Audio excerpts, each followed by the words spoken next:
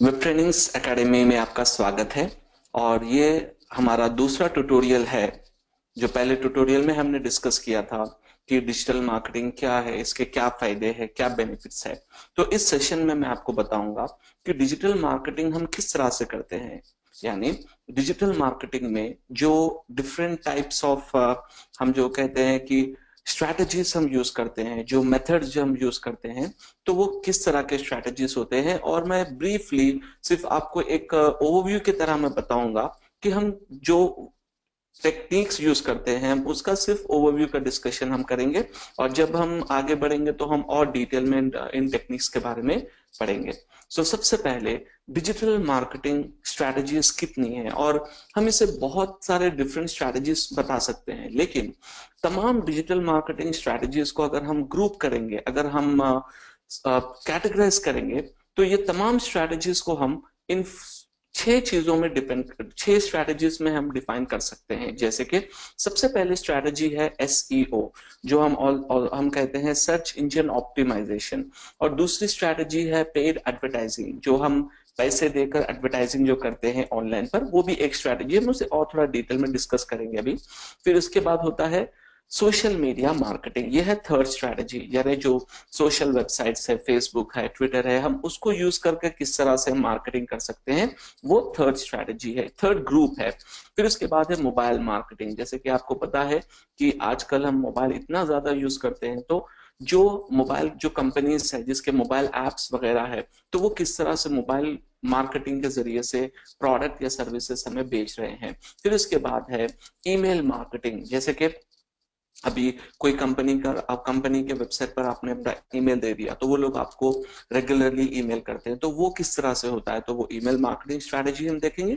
और आखिर में हम देखेंगे इनबाउंड मार्केटिंग, ये क्या है, किस तरह से होता है, और इसके क्या क्या डिफरेंट यूजेस है। तो सबसे पहले चलिए हम ब्रीफली देखते हैं कि what is search engine optimisation, उसका मतलब क्या है, ये किस तरह से किया जाता है, और इसके बेसिक बेनिफिट्स क्या है। तो सबसे पहले अगर हम आप सर्च इंजन ऑप्टिमाइजेशन को लेंगे, तो search engine optimisation SEO, search engine optimisation का एक मेन मकसद ये होता है, अगर हम एसईओ करते हैं तो हमारा एक मेन अहम मकसद ये होता है कि कोई भी क्लाइंट की वेबसाइट या खुद अपनी वेबसाइट, अगर आप ब्लॉगर हो, अगर आप ब्लॉगिंग कर रहे हो, या अगर आपने कोई वेबसाइट बनाई है, तो आपका मेन गोल होगा एसईओ में कि आपका वेबसाइट सर्च इंजन के सबसे ऊपरी हिस्से में, यानी हम उसे कहते हैं टॉप रैंकिंग में, अपनी वेबसाइट को हम लाएंगे। तो वो प्रोसेस को हम कहते हैं सर्च इंजन ऑप्टिमाइजेशन। तो आपको जैसे कि पता है कि हर हर बंदा, हर पर्सन चाहता है कि मेरी वेबसाइट टॉप पर आ जाए, मेरी वेबसाइट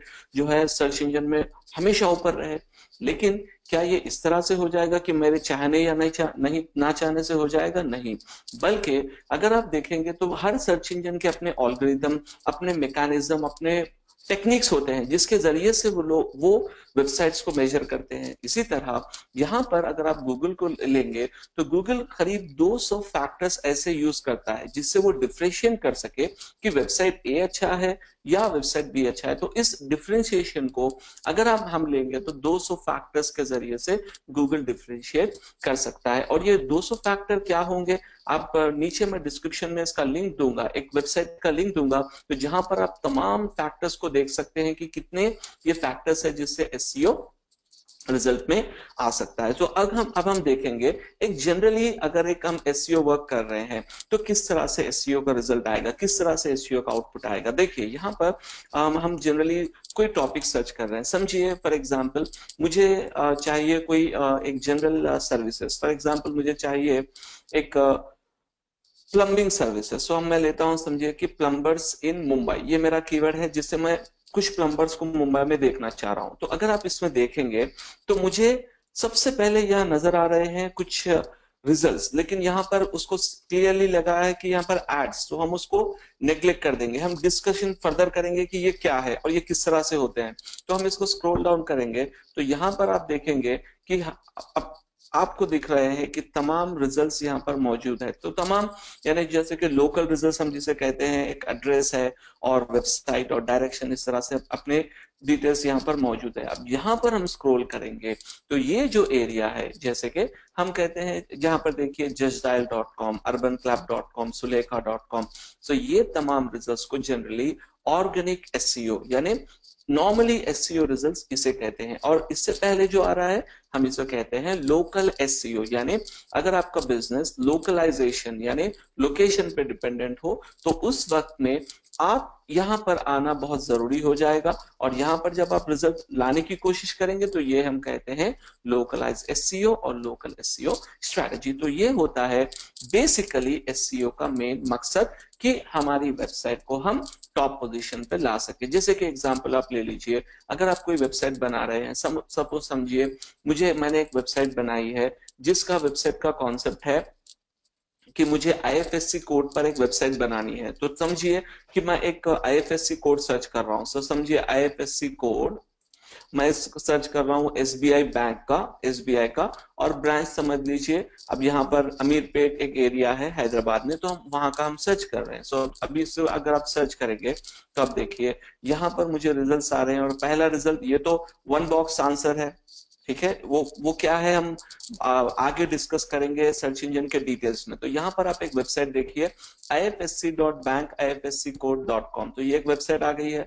तो अगर आप इस पर क्लिक करेंगे तो एक वेबसाइट आपको दिखेगी। तो यहाँ पर ये वेबसाइट जो बैंक ifsccode.com है, तो इन्होंने परफेक्ट तरीके से एसईओ किया, जिसके वजह से और बहुत सारे फैक्टर्स की वजह से ये टॉप नंबर 1 पोजीशन पर एसईओ पर। अब इसी के साथ आप किसी भी बैंक का कीवर्ड आप सर्च कीजिए, मैक्सिमम बैंक ifsccode.com, तो हम कह सकते हैं कि इस वेबसाइट ने बहुत परफेक्ट तरीके से एसईओ किया है, बहुत इंप्लीमेंटेशन किया है, जिसकी वजह से ये टॉप पोजीशन पे आ सके हैं। तो ये होता है सर्च इंजन ऑप्टिमाइजेशन। अगर हम इसमें डिटेल में जाएंगे कि इसके लिए क्या क्या आपको सीखना पड़ेगा, क्या आपको समझना पड़ेगा, तो सबसे पहले आप याद रखिए कि सर्च इंजन ऑप्टिमाइजेशन में महारत हासिल करने के लिए, सर्च इंजन ऑप्टिमाइजेशन में प्रोफेशनल बनने के लिए सबसे पहले आपको समझना होगा कि सर्च इंजन किस तरह से वर्क होता है, सर्च इंजन के क्या एल्गोरिदम्स होते हैं। फिर उसके बाद दूसरी चीज आपको ये देखना होगा कि कीवर्ड रिसर्च किसे कहते हैं और कंपटीशन एनालिसिस किस तरह से करना चाहिए, यानी कौन सा कीवर्ड हमें टारगेट करना चाहिए, कौन सा कीवर्ड हमें कंपटीशन के लिए सर्च करके देखना चाहिए, कौन सा डिफिकल्ट है, कौन सा कीवर्ड इजी है। तो ये एक प्रोसेस होता है। सबसे पहले नंबर 1 सर्च इंजन किस तरह से वर्क होता है और इसके क्या क्या एल्गोरिदम्स है। नंबर 2 कीवर्ड रिसर्च और कंपटीशन एनालिसिस। और नंबर 3 इसमें प्रोसेस होता है ऑन पेज ऑप्टिमाइजेशन, जिसका मतलब होता है कि अपनी वेबसाइट में जो चेंजेस करना है, जो वर्क करना है, तो वो क्या क्या चेंजेस है, वो किस तरह से हमें चेंज करनी चाहिए, और गूगल के जो रूल्स है या बिंग के जो रूल्स है किस तरह से फॉलो करने चाहिए। और नंबर 4 कहते हैं लिंक बिल्डिंग स्ट्रैटेजी, यानी अपनी वेबसाइट को हम किस तरह से लिंक्स बनाते हैं, किस तरह से हम वर्क करते हैं, किस तरह से रेफरेंसेस लाते हैं। तो ये तमाम चीजों को हम अगर जब मिलाएंगे तो सर्च इंजन ऑप्टिमाइजेशन बनेगा। और एक बात आप याद रखिए कि सर्च इंजन ऑप्टिमाइजेशन बहुत इजी प्रोसेस नहीं है, बल्कि ये आप कह सकते हैं कि मीडियम से डिफिकल्ट स्केल में, मीडियम टू डिफिकल्ट प्रोसेस है। अगर कंपटीशन ज्यादा रहेगा तो आपको रैंकिंग करने के लिए बहुत ज्यादा हार्ड वर्क करना पड़ेगा। अगर कोई मार्केट में आप जो वेबसाइट आप ले रहे हैं उसके कीवर्ड ज्यादा मार्केट में कोई कॉम्पिटिटर नहीं है, उस वक्त में आप जल्दी से रैंक करेंगे। लेकिन ये प्रोसेस करने के लिए आपको कम से कम कुछ महीनों का वक्त लगेगा। जो एसईओ प्रोसेस एक बार अगर आपने सही तरीके से वर्क कर लिया तो एक बेनिफिट आपको ये रहेगा कि एक लॉन्ग टर्म के लिए आपको ट्रैफिक आना शुरू हो जाएगी आपकी वेबसाइट पे, जहां पर आप अफिलिएट मार्केटिंग करेंगे या एडसेंस करेंगे, जो भी आप जिस भी तरह से आप अर्न करना चाह रहे हैं या बिजनेस जनरेट करना चाह रहे हैं, तो वो एक लॉन्ग टर्म स्ट्रैटेजी की तरह आप एसईओ को यूज कर सकते हैं। तो हम ये सबसे पहला चीज आप जहन में रखिए कि सर्च इंजन ऑप्टिमाइजेशन है बेस डिजिटल मार्केटिंग का। अगर हम सर्च इंजन ऑप्टिमाइजेशन नहीं करते हैं और उसके बाद हम तमाम चीजें यूज करें तो ठीक है, लेकिन एसईओ से जितनी ट्रैफिक आपको आएगी वो तमाम अदर मार्केटिंग स्ट्रैटेजीज से है, उतनी ट्रैफिक आप नहीं ले सकते हैं। तो ये हो गया हमारा जो इंट्रोडक्शन है वो सर्च इंजन ऑप्टिमाइजेशन का। हम आगे बढ़ते हैं और देखते हैं दूसरी चीज जिसे मैंने यहाँ लिखा है पेड एडवर्टाइजिंग। तो ये क्या होता है, इसका क्या मतलब है, इससे क्या हमें हासिल होता है? तो सबसे पहली बात आप याद रखिए, पेड एडवर्टाइजिंग का मतलब होता है कोई भी ऑनलाइन सर्विसेज पर, जैसे कि सर्च इंजन है या कोई वेबसाइट है या यूट्यूब है या कोई भी वेबसाइट पर, अगर हम पे कर कर, अगर हम अमाउंट मनी पे कर कर अगर हम एडवर्टाइजमेंट करते हैं, तो वो तमाम स्ट्रैटेजीज आ जाएंगे पेड एडवर्टाइजिंग स्ट्रैटेजीज में। तो इसमें बहुत सारे डिविजन्स है, बहुत सारे, मैं आपको एक थोड़े से डिविजन समझाता हूं। तो अगर आप पेड एडवर्टाइजिंग स्ट्रैटेजी लेंगे, तो सबसे पहली स्ट्रैटेजी इसमें कहते हैं पे पर क्लिक मार्केटिंग और पीपीसी मार्केटिंग। तो ये क्या होता है? पीपीसी मार्केटिंग का मतलब ये होता है कि अगर आपने देखा रिजल्ट, अगर आप देखेंगे, तो मैंने सर्च किया था प्लम्बर्स इन हैदराबाद, ठीक है।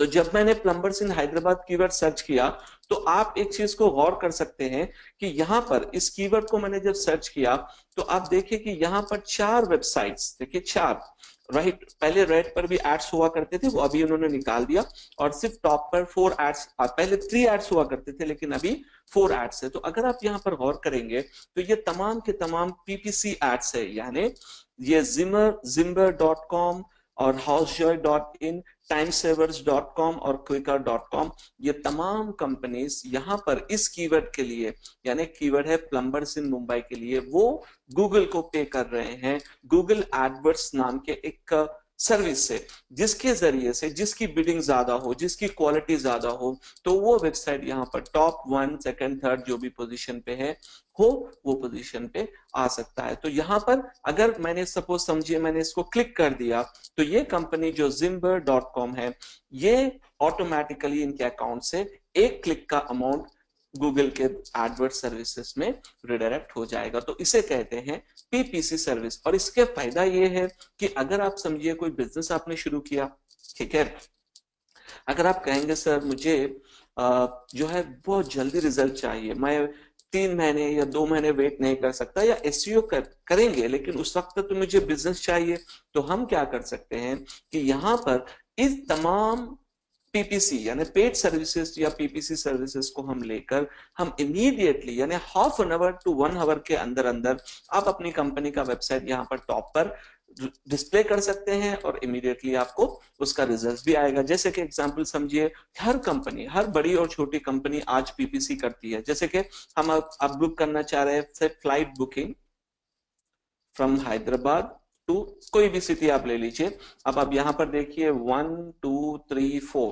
तो ये तमाम के तमाम है, जेट एयरवेज, गो आईबीबो, क्लियर ट्रिप यात्रा, ये तमाम के तमाम क्या कर रहे हैं? पेड एडवर्टाइजिंग कर रहे हैं, है ना। सो यहाँ पर हालांकि वो वेबसाइट्स का अगर आप देखेंगे तो एसईओ में भी वो लोग होते हैं, लेकिन एसईओ में होने के बावजूद, क्योंकि वो कंपटीशन से जीतना है, क्योंकि कंपटीशन से ज्यादा उनको रिजल्ट्स लाने हैं, इस वजह से वहां पर आप देखेंगे कि हर कंपनी पेड एडवर्टाइजिंग करती है, ताकि उनको जो है बिजनेस ज्यादा मिल सके, और पेड एडवर्टाइजिंग के साथ साथ एसईओ एडवर्टाइजिंग के जरिए से भी वो अपना बिजनेस ग्रो कर सकते हैं। तो ये है पेड एडवर्टाइजिंग में एक स्ट्रैटेजी जिसे हम कहते हैं पीपीसी स्ट्रैटेजी। तो आप आगे बढ़ते हैं, तो पीपीसी के बाद और क्या होता है, उससे क्या हमने डिस्कस किया है, क्या बेनिफिट्स है। अब देखिए नेक्स्ट ऑप्शन होता है डिस्प्ले एडवर्टाइजिंग और डिस्प्ले एड्स। इसका मतलब ये है कि हम इन्वेस्ट कर कर, हम अमाउंट पे कर कर अपने वेबसाइट का, अपने कंपनी का एडवर्टाइजमेंट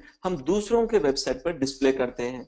जिस तरह से एग्जांपल हम ले लेंगे, तो समझिए मैं एक वेबसाइट अभी ब्राउज कर रहा हूं, समझिए मेरा वेबसाइट मैं देखना चाह रहा हूं, फॉर एग्जाम्पल way2sms.com, ये एसएमएस की वेबसाइट है। तो अब मैं देखिए यहाँ पर मैं जैसा ये वेबसाइट ओपन किया हूं, यहाँ पर एक ऐड और यहाँ पर एक ऐड, और मैं अगर आगे बढ़ूंगा तो देखिए यहाँ पर फिर से आपको 1 2 और यहाँ पर 3, देखिए ये कंपनीज के एड्स हमें नजर आ रहे हैं। तो ये जो एडवर्टाइजमेंट्स हम देख रहे हैं, ये तमाम एडवर्टाइजमेंट्स हमें, इसे हम कहते हैं डिस्प्ले एडवर्टाइजिंग स्ट्रैटेजी। तो यहाँ पर ये होता है दोस्तों कि यहाँ पर ये जो कंपनी है द क्रेस्ट, तो यहाँ पर आपको क्लिक भी करने की जरूरत नहीं होगी। तो ये कंपनी द क्रेस्ट पे कर रहा है हर 1000 इंप्रेशन, यानी 1000 बार अगर ये एड दिखेगा, एक 1000 मर्तबा जब ये ऐड दिखेगा तो वो एक सेट करेंगे, उसे कहते हैं टेक्निकल टर्म्स में सीपीएम। अगर हम बाद में जब डिटेल में जाएंगे तो मैं आपको समझाऊंगा सीपीएम के और डिफरेंट फैक्टर्स वगैरह, लेकिन अभी आप याद रखिए कि जब भी ये ऐड दिखेगा उस वक्त में उसे कहते हैं एक वन इंप्रेशन। जिस तरह 1000 मर्तबा जब ऐड दिखेगा तो उसको कहते हैं सीपीएम। तो ये कंपनी द क्रस्ट, ये लोग एडवर्टाइजिंग कर रहे हैं वे टू एसएमएस में, और ये प्रोसेस होता है एडवर्ड्स के जरिए। सो आप याद रखिए कि पहला हमारा मेथड है पीपीसी मार्केटिंग करना और दूसरा मेथड है हम डिस्प्ले एडवर्टाइजिंग कर सकते हैं। तो डिस्प्ले एडवर्टाइजिंग से क्या होता है कि हम अपनी वेबसाइट का ऐड दूसरे वेबसाइट पर जो हमारे प्रोडक्ट हमारे सर्विसेज से रिलेटेड हो तो हम वहां पर एडवर्टाइजमेंट करेंगे। और एक फायदा इस चीज का ये होता है कि पीपीसी एडवर्टाइजिंग पर क्लिक होती है, तो वहां बाज कीवर्ड्स इतने महंगे होते हैं, जैसे कि 100 से 200 रुपए भी एक क्लिक के लिए आपको देने पड़ते हैं। तो उतना महंगा आप देने से बेहतर है कि डिस्प्ले मार्केटिंग में हम अपनी ब्रांडिंग, अपनी कंपनी का जो है ब्रांड अवेयरनेस हम कर सकते हैं, और इसका कॉस्ट भी ज्यादा नहीं होता कंपेयर टू पीपीसी। इसका कॉस्ट बहुत कम होता है, तो हम ये डिस्प्ले एड भी अपने बिजनेस के लिए कर सकते हैं। इसके बाद होता है रीमार्केटिंग एड। देखिए, रीमार्केटिंग एड और डिस्प्ले एड ये दोनों एक ही कॉन्सेप्ट पर डिपेंड है कि ये भी एड डिस्प्ले में दिखाएंगे, लेकिन इसमें डिफरेंस ये होता है अगर आप कोई वेबसाइट को विजिट कर लेंगे। सपोज समझिए मैं एक वेबसाइट विजिट कर रहा हूं amazon.in, ठीक है। तो मैं जब amazon.in विजिट कर रहा हूं, समझिए मैं कोई बुक सेक्शन चेक कर रहा हूं। जब मैं बुक सेक्शन को विजिट करूंगा और कोई भी मैं बुक यहां पर से ओपन करूं, कोई भी बुक मैं जो है क्लिक करूं, तो मैंने अभी जो इंफॉर्मेशन लिया है पावर ऑफ सबकॉन्शियस माइंड, मैंने इस बुक को दिया है। तो अब इन रीमार्केटिंग में इस तरह से होता है, चाहे मैं ये वेबसाइट क्लोज भी कर दूं, लेकिन अभी मेरे ब्राउजर में एक कोड जिसे हम कुकी कहते हैं वो अब मेरे ब्राउजर में स्टोर है। और इससे ये होता है कि जो वेबसाइट आपने विजिट किए हैं वही वेबसाइट के एड्स आपको दिखेंगे अगर वो कंपनी रीमार्केटिंग कर रही हो। सो अगर आप रिफ्रेश करेंगे तो आपको एक थोड़ा कभी टाइम लगेगा, कभी इमीडिएट हो जाएगा, कभी थोड़ा सा टाइम लगता है। ठीक है, अभी अभी तो इस पर नहीं हुआ है। चलिए हम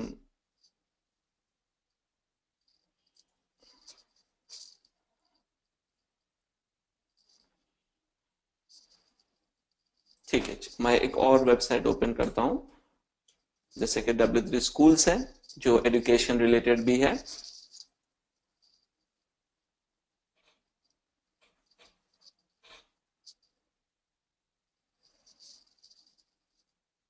तो यहाँ पर गोडाडी का ऐड है।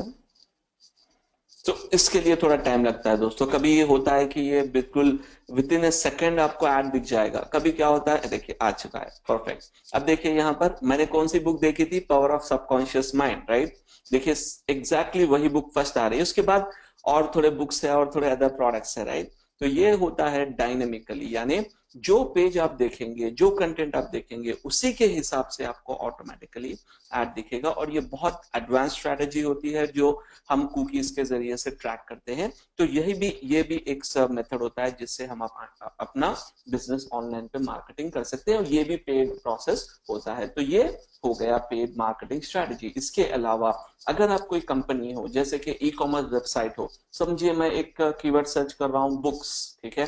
तो अगर आप यहाँ देखेंगे, मैं एक कोई स्पेसिफिक बुक में सर्च करता हूं। चलिए मैं ये बुक सर्च कर रहा हूं, तो आप यहाँ पर राइट साइड में देखिए, यहाँ पर मुझे एग्जैक्टली प्रोडक्ट और पिक्चर्स वगैरह नजर आ रहे हैं, और वो प्रोडक्ट कंपनी का नाम और प्राइस के साथ आ रहा है। तो ये भी एक किस्म का ऐड हुआ, ये भी एक ऐड है।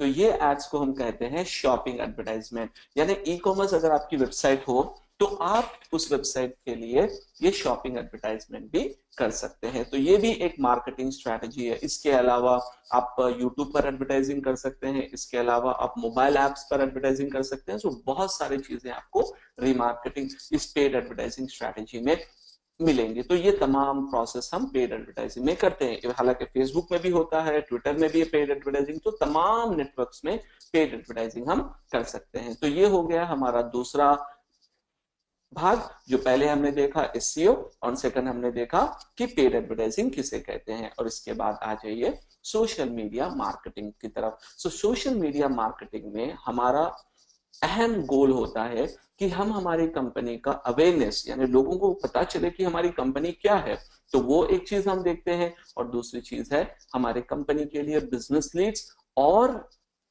हमारी कंपनी के लिए कस्टमर्स को हम बढ़ा सके। तो सोशल मीडिया मार्केटिंग में दोस्तों हम ये तमाम नेटवर्क जैसे कि फेसबुक है, ट्विटर है, यूट्यूब है, गूगल प्लस, पिंटरेस्ट, इंस्टाग्राम, ये तमाम नेटवर्क्स को हम यूज कर कर हमारे कंपनी का ब्रांड, हमारी कंपनी की ब्रांडिंग और हमारी कंपनी के लिए हम कस्टमर्स को जनरेट करते हैं। जैसे कि एग्जाम्पल आप ले लीजिए, मैं आपको एक एग्जाम्पल समझाता हूं ताकि आपको इजिली समझ में आ जाए। तो अगर आप देखेंगे flipkart.com/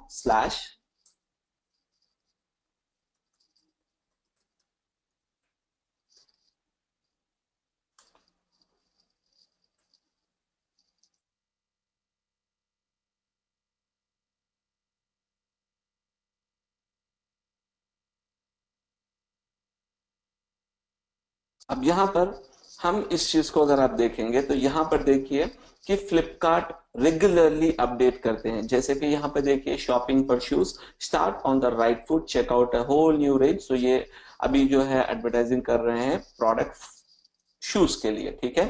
अगर आप आगे जाएंगे तो देखिए यहाँ पर एक कैमरा का एडवर्टाइजमेंट है। तो इस तरह से रेगुलरली वो सोशल मीडिया पर पोस्टिंग करते हैं। तो फेसबुक का और अहम मकसद ये होता है कि अपनी ब्रांडिंग, जैसे कि कितने लोग अपने ब्रांड को पसंद करते हैं, तो यहाँ देखिए कि करीब 63 लाख लोग जो है फेसबुक को लाइक करते हैं, यानी इतना पॉपुलर ये ब्रांड है। तो ब्रांडिंग हम कर सकते हैं, ब्रांड अवेयरनेस, लीड जनरेशन वगैरह, हम तमाम के तमाम चीजें सोशल मीडिया मार्केटिंग के जरिए से कर सकते हैं। जैसे कि अभी आप जो वीडियो देख रहे हैं, जो आप हमारे चैनल को सब्सक्राइब है बहुत सारे लोग, तो वो अगर आप देखेंगे तो वो भी सोशल मीडिया मार्केटिंग है।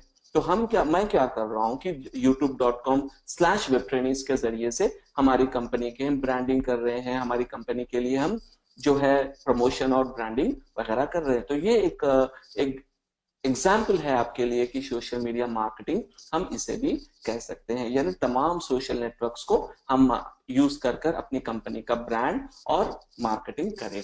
और देन होता है दोस्तों मोबाइल मार्केटिंग, ये है चौथा भाग।